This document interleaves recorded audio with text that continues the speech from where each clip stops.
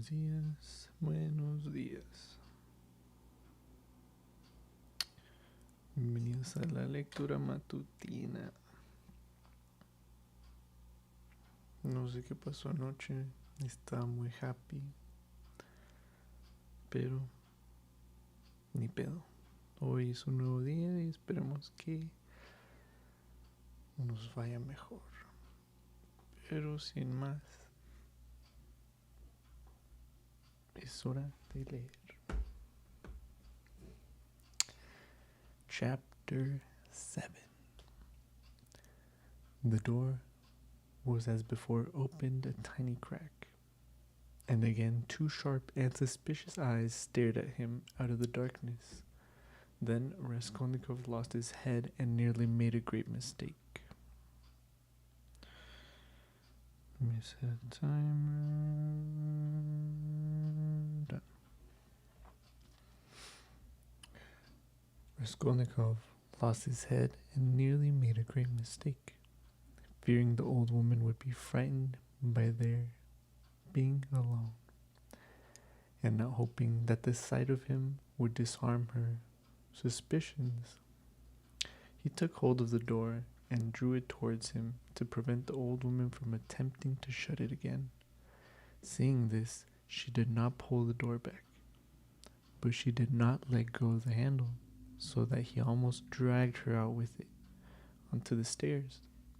Seeing that she was standing in the doorway, not allowing him to pass, he advanced straight upon her. She stepped back in alarm, tried to say something, but seemed unable to speak, and stared with open eyes at him. "Good evening, Alyona Ivanovna," he began, trying to speak easily, but his voice would not obey him. It broke and shook. I have brought something, but we'd better come in to the light." And leaving her, he passed straight into the room uninvited. The old woman ran after him. Her tongue was unloosed. I just want to know how to pronounce unloosed. I think that's how you say unloosed. Unloosed. Good heavens, what is it? Who is it? What do you want? Why, Alyona Ivanovna, you know me? Raskolnikov. Here, I brought you the pledge I promised the other day. And he held out the pledge. The old woman glanced for a moment at the pledge, but at once stared in the eyes of her uninvited visitor. She looked intently, maliciously, and mistrustfully. A minute passed. He even fancied something like a sneer in her eyes, as though she had already guessed everything. He felt that he was losing his head, that he was almost frightened, so frightened that if she were to look like that and not say a word for another half a minute, he thought he would have run away from her. "Why do you look at me as though you did not know me?" he said suddenly, also with malice. "Take it if you like. If not, I'll go elsewhere. I'm in a hurry." He had not even thought of saying this, but it was suddenly said of itself. The old woman recovered herself, and her visitor's resolute tone evidently restored her confidence. "But why, my good sir?" "All of a minute. What is it?" she asked, looking at a pledge. "The silver cigarette case. I spoke of it last time, you know." She held out her hand. "But how pale you are, to be sure, and your hands are trembling too. Have you been bathing or what?" "Fever," he answered abruptly. "You can't help getting pale. If you've what the fuck? If you've not okay. You can't help getting pale if you have nothing to eat, he added, with difficulty articulating his words, sorry. His strength was failing him again, but his answer sounded like the truth. The old woman took the pledge. What is it? She asked once more, scanning Raskolnikov intently and weighing the pledge on her hand. A thing. Cigarette case. Silver. Look at it. It does not seem somehow like silver. How he has wrapped it up. Trying to untie the string and turning to the window, to the light. All her windows were shut, in spite of the stifling heat. She left him altogether for some seconds and stood with her back to him. He unbuttoned his coat and freed the axe from the noose, but did not yet take it out altogether, simply holding it in his right hand under the coat. His hands were fearfully weak. He felt them every moment growing more numb and more wooden. He was afraid he would let the axe slip and fall. A sudden giddiness came over him. But what as he tied it up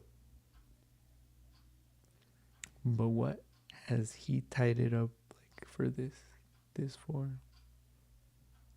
But what has he tied it up like this for? The old woman cried with vexation and moved towards him. He had not a minute more to lose.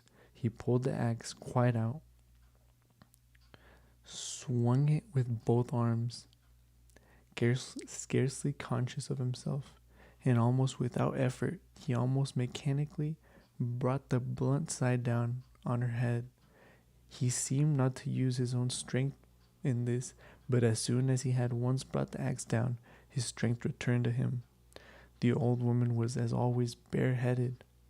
Her thin, light hair, streaked with gray, thickly smeared with grease, was plaited in a rat's tail and fastened by a broken horn comb which stood out on the nape of her neck. As she was so short, the blow fell on the very top of her skull. She cried out, but very faintly, and suddenly sank all of her heap on the floor, raising her hands to her head. And in one hand she still had the pledge. Then he dealt her another and another blow, with the blunt side on the same spot. The blood gushed as from an overturned glass. The body fell back. He stepped back, let it fall, and at once bent over her face. She was dead. Her eyes seemed to be staring out of their sockets. Starting out of her sockets. The brow and the whole face were drawn and contorted convulsively.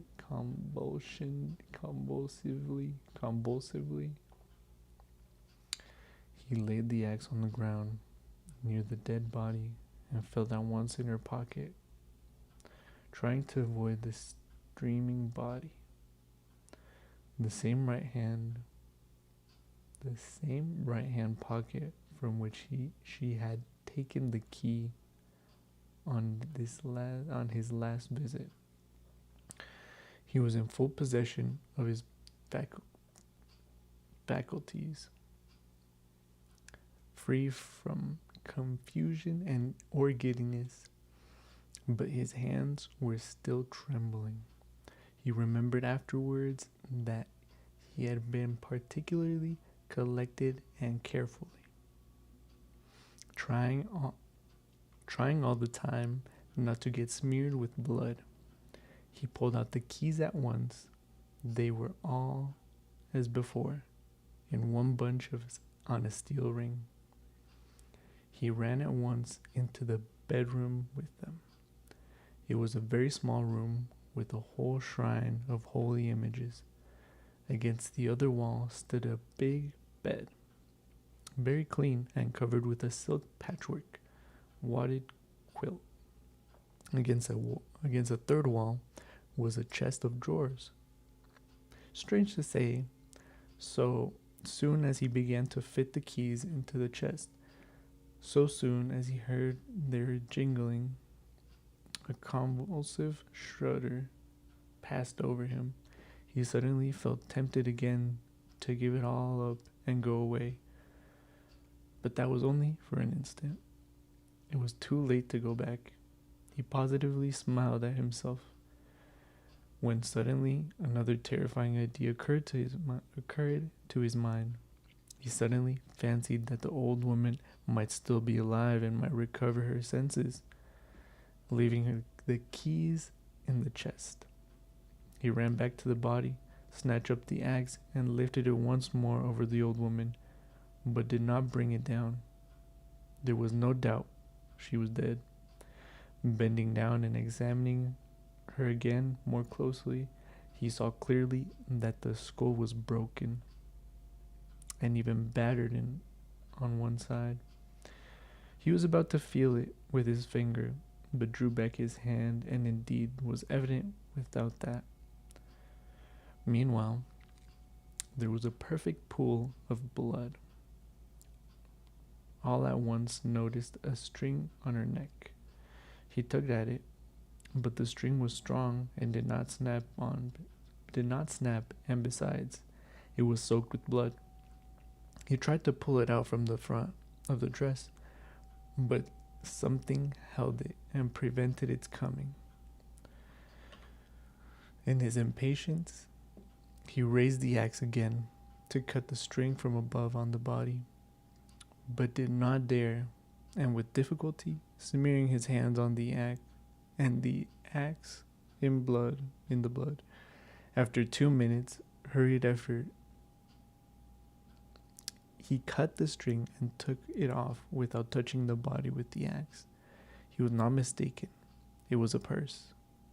On the string were 2 crosses, one with cypress wood and one of copper, and an image in silver filigree.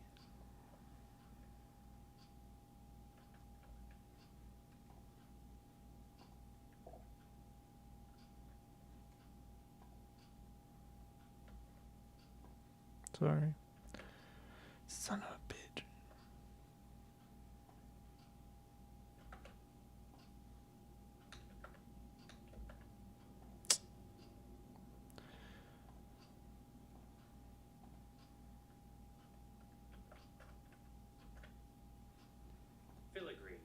Filigree. Ornamental work of fine, typically gold or silver wire formed into delicate tracery.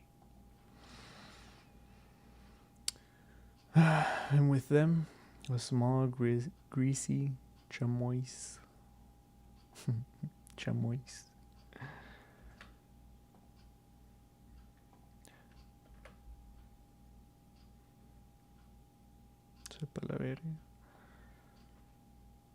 Chamois leather purse with a steel rim and ring.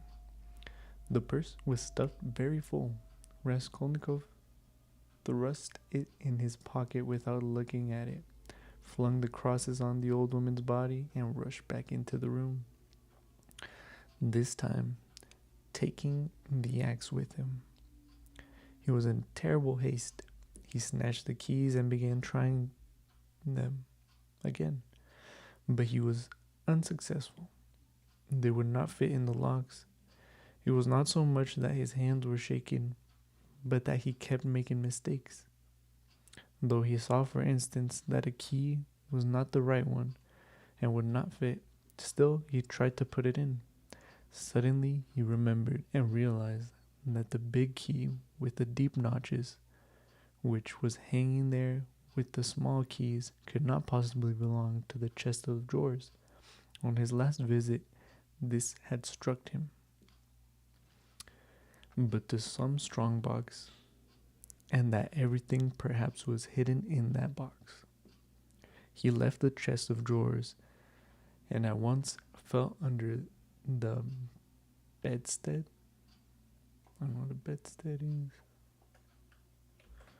Bedstead. Bedstead? Bedstead. Oh.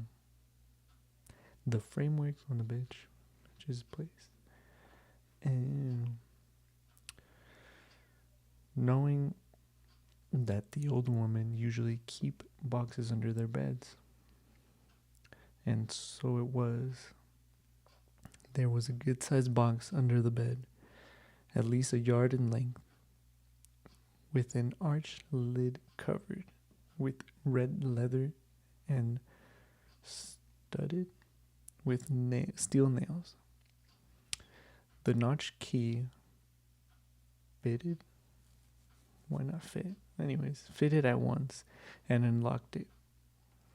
At the top, under a white sheet, was a coat of red brocade.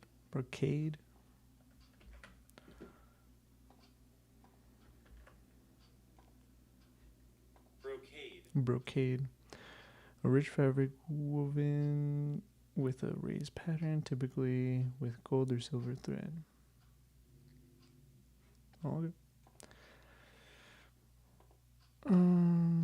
Lined with hare skin. Under it was a silk dress, then a shawl, and it seemed as though there was nothing below but clothes. The first thing he did was to wipe his blood-stained hands on the red brocade. It's red, and on the red blood it will be less noticeable. The thought passed through his mind. Then he suddenly came to himself. Good God, am I going out of my senses? He thought with terror. But no sooner did he touch the clothes than a gold watch.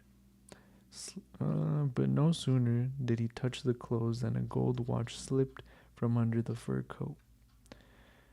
He made haste to turn them all over. There turned out to be various articles made of gold among the clothes, probably all pledges.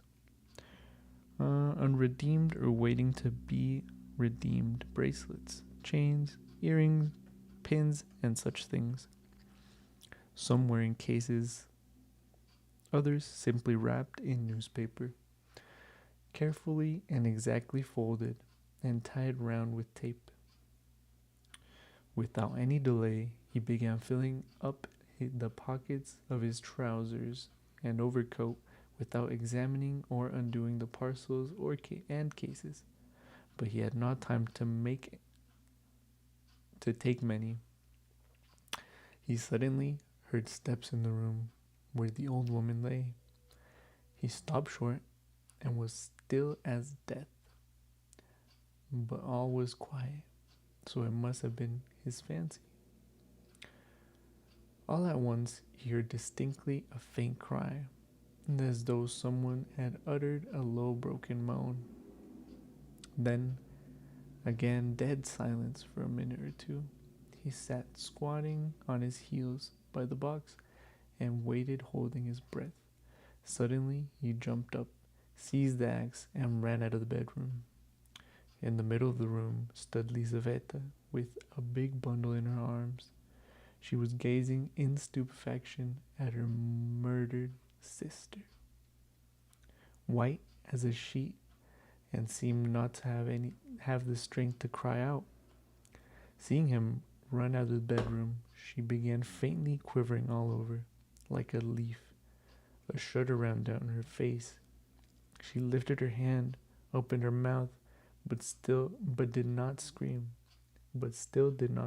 Sorry.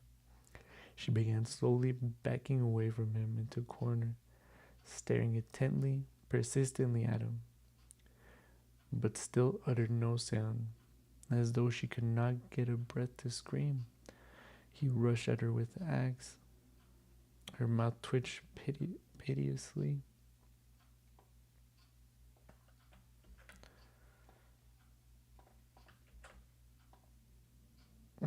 Because sympathy. Cool. as one sees babies' mouths when they begin to be frightened. Stare intently at what frightens them and are on the point of screaming. And this hapless